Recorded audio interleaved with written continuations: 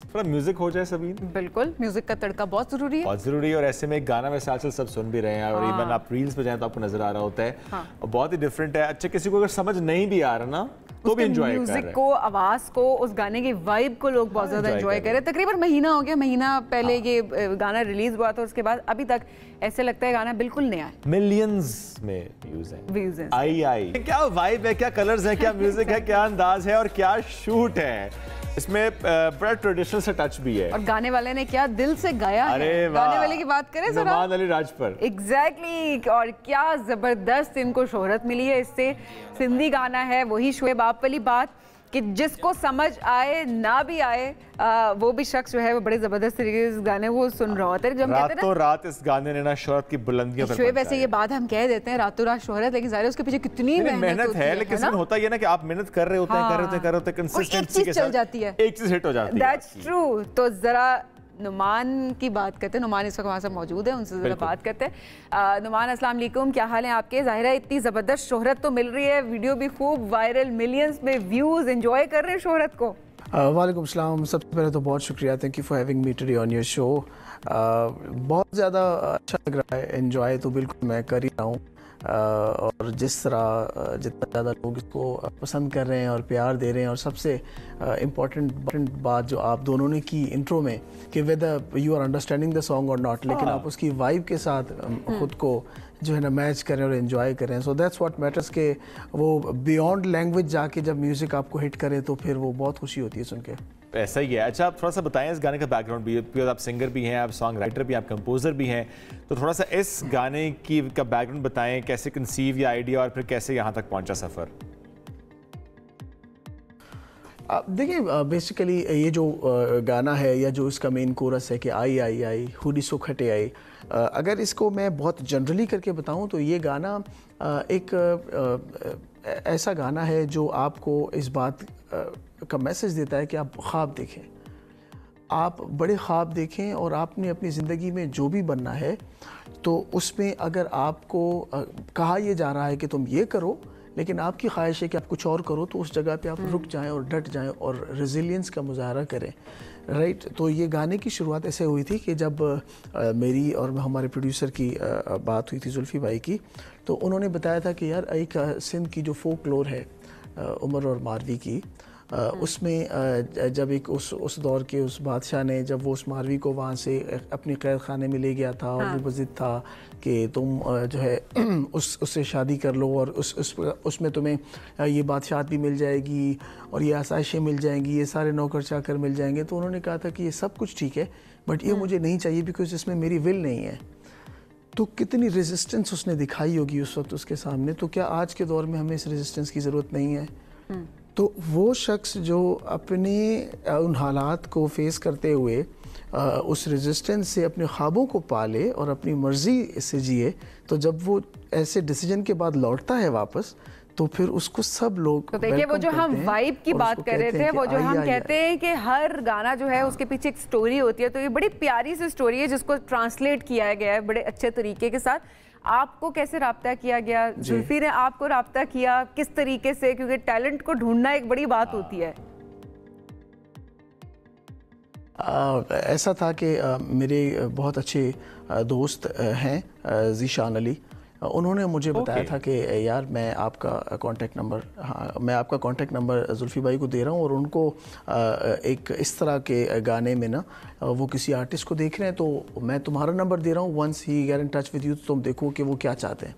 तो जुल्फी भाई का मुझे मैसेज आया और उन्होंने मुझसे पूछा और हाल चाल, देन ही टोल्ड मी कि ये इस तरह का एक आइडिया है और इसमें आप बताएं कि आप किस तरह कंट्रीब्यूट कर सकते हैं। जो भी आपके जहन में मेलोडी आती है या जो भी आपके जहन में उसमें आइडियाज़ आते हैं in terms of song writing, आप मेरे साथ शेयर करें एंड वील सी कि हम इसको फिर किस तरफ लेके जा सकते हैं। और फिर ये सिलसिला चला, मैंने एक दो डेमोज उनको भेजे और फिर वो उसमें थोड़ी सी अमेंडमेंट होती रही एंड बस फिर वक्तन फ़वक्तन वो चीज़ हफ्तों से महीने में गई और फिर वो गाना फिर आज आपके सामने। तो क्यों ना लाइव हो जाए। आई इतना सब एंजॉय भी कर रहे हैं, वीडियो भी बहुत अच्छी है, लेकिन आप चूंकि साथ मौजूद हैं तो आज थोड़ा सा लाइव भी एंजॉय करते हैं सारे मिलकर इस वाइब को। ज़रूर मैं आपको वो 2-4 लाइनें उसकी सुनाता हूँ। तुंहिंजे हालते ऐं सवाल ते ॻाल्हि छा कजे, गॾु सफ़र में जो मां हुजां त ॿियो नाल छा कजे, ख़्वाबनि खे वकोड़ियो अथई पाणीअ खे ॿोड़ियो अथई, तोखे ईअं मोटंदे ॾिसी चई थी सारी खुदाई, आई आई आई आई आई आई हू ॾिसो खटे आई आई आई आई आई आई आई आई आई आई आई आई हू ॾिसो खटे आई आई आई आई आई आई। वाह क्या बात है। मैं जस्ट इमेजिनिंग कि किसी कॉन्सर्ट में अगर ये सही बात है वो एक और ही वाइब उसकी क्रिएट हो जाए। इस गाने की वाइब भी बड़ी डिफरेंट। अच्छा इनका एक और गाना बहुत अच्छा है, मैं शाह हूँ, वैसे सारी बहुत अच्छी है, वो भी सुन ले जरा जल्दी से, आज साथ हैं तो क्यों ना हम फायदा थोड़ा सा अगर हो जाए। नोमान जी मैं ज़रूर वो सुनाता हूँ आपको। कौन मेरी इब्तिदा और इंतहा को जानता, कौन मेरी इब्तिदा और इंतहा को जानता, खुद ही हूँ जुल्मात में और खुद ही रोशन राह हूँ, खुद ही हूँ जुल्मात में और खुद ही रोशन राह हूँ, शाह हूँ मैं शाह हूँ मैं शाह हूँ मैं शाह, मैं कलंदर मस्त कुल इसरार से आगाह हूँ, मैं कलंदर मस्त कुल इसरार से आगाह हूँ, शाह हूँ मैं शाह हूँ मैं शाह हूँ मैं शाह। वाह क्या बात है नुमान, जबरदस्त, बहुत प्यारी आवाज़ है माशाल्लाह आपकी। अच्छा नुमान अभी ज़रा आप तो एंजॉय कर रहे हैं इस शोहरत को भी, बहुत से ट्रैक्स आपके, लेकिन नेक्स्ट प्रोजेक्ट क्या है जिस पे काम इस वक्त हो रहा है, अगर आप शेयर करना चाहें तो? बिल्कुल श्योरली सर, मैं इस वक्त 3 गाने हैं जो मेरे ऑलमोस्ट रेडी हैं, जो उसमें से मैं आपको एक डिस्क्लेमर दे दूं कि दो गाने मेरे और बाबर के साथ हैं, कोलैबोरेटिव अप्रोच में वो 2 गाने लेकर आ रहे हैं और वो बड़े इंटरेस्टिंग से गाने हैं। हाँ बिकॉज उसमें बाबर भी है, उसका रैप का पार्ट है और मेरा डिफरेंट पार्ट है, बट ये ज़रूर है कि ऑलमोस्ट मेरा जो अपना बैंड के साथ मेरा म्यूज़िक है उसमें भी कुछ गाने हैं जो हमारे अभी रिकॉर्डिंग फेज़ में जून के फर्स्ट वीक में जाएंगे, नफ्स के नाम से जो हमारा बैंड, जिसका भी आपने गाना मैं शाहूं सुना, तो चीज़ें पाइपलाइन में हैं and by the end of June I will start releasing them. चलें ज़बरदस्त, लोग अब इंतज़ार करें। मुझे लगता है वो आवाम की एक जो दुखती रग होती है, अगर आप उसको पकड़ लें तो उसके बाद आपको समझ आती है कि आपने किस डायरेक्शन में जाना है, और ज़ाहिर है उस लिहाज से आप चीज़ें भी आगे प्रोड्यूस भी कर रहे होते हैं। अच्छा नुमान, ज़ाहिर है बहुत सारे लोग आपसे इंस्पायर हो रहे हैं, आपकी आवाज़ से, जिस तरह से आपने एक गाने को एक इतनी खूबसूरती से आपने गाया, खुद किससे इंस्पायर हैं? अपना फेवरेट सिंगर कौन है अभी का? मैं जिन सिंगर्स को सुनता हूँ उनमें आबदा जी हैं, उनमें अरिजीत सिंह हैं, AR रहमान हैं, और फिर डिपेंड करता है कि अगर मैं ट्रैवल कर रहा हूँ और अकेला ट्रैवल कर रहा हूँ तो उसमें मैं फिर गुलाम अली साहब को सुनता हूँ। वाह क्या बात है, सारे नाम बहुत अच्छे, बड़े नाम आपने ज़रा लिए भी हैं जिनको आप सुनते भी हैं। अच्छा एक छोटी सी बात ये कि ज़रा इस सारे सफ़र में कोई एक चैलेंज जो आपको याद आता हो कि अच्छा ये एक चैलेंज था जो मैंने ओवरकम किया और फिर मैं इस जगह तक पहुंचा हूँ, what was that one challenge?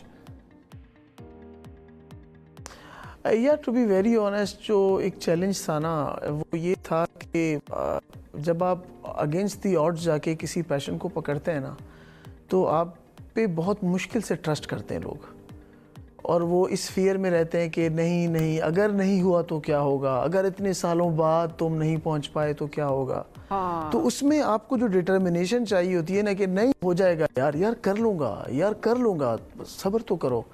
Because obviously आप एक जर्नी होती है, मैं अभी आप मुझे आई के तवज्जुह से देख रहे हैं ना, बट वो जो 15 साल है ना पीछे के, उसमें इस तरह की आवाज़ें दाएं बाएं से आना, दाएं बाएं से बार बार सुनना कि यार अब तो 5 साल हो गए, देखो तभी तो मैं कह रहा था कि छोड़ दो, नहीं करो, यार अब तो 10 साल हो गए, यार अब तो 12 साल हो गए, but that commitment as an artist which you need to be determine कि नहीं देर होगा बट होगा, but because you need that honesty with your work, तो उसके बाद फिर चीज़ें हो जाती हैं। That's true. ये बड़ी प्यारी आपने बात की है, और सिर्फ सिंगिंग के हवाले से नहीं, जितने भी लोग किसी भी करियर में अगर आप हैं, अगर आपको लगता है कि इतने साल आपकी मेहनत हो गई है और उसके बाद आप शायद उस गोल तक नहीं पहुंच सके, तो उसका मतलब है कि सही वक्त आने की ज़रूरत है। बी तो आप डिटरमिन्ड रहें, be consistent and at the same time be confident about yourself. ये बहुत ज़रूरी है। नुमान, बहुत शुक्रिया प्रोग्राम में ज्वाइन करने के